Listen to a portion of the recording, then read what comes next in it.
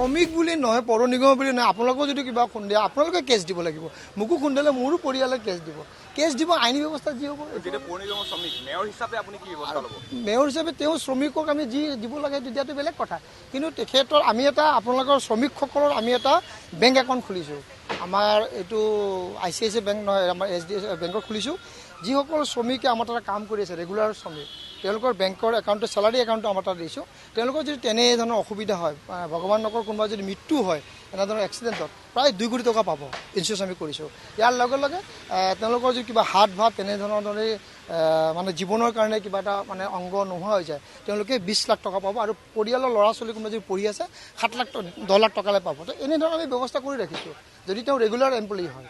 আৰু তেনেধৰণে যদি ডেইলি ৱেজৰ হয়, কাৰণ ডেইলি আজি আছে কালি যায় আকৌ আহে পৰহি আহে, তেনেকৈ ধৰণৰ নহয়। আৰু এটা লিগেল চাইজত যদি তেওঁলোকৰ পৰিয়ালে আমাক আহি কয় যে তেওঁলোকৰ ব্যৱস্থা কৰোঁ, MST কেছ কৰি তেওঁলোকৰ যদি ট্ৰিটমেণ্ট লাগে বা তেনেধৰণৰ লাগে, ক্ষতিপূৰণ লাগে, সেইটো দিব। তেখেতে অভিনেত্ৰী হওক বা প্ৰধানমন্ত্ৰী হওক, কিন্তু বস্তুটো দিবই লাগিব।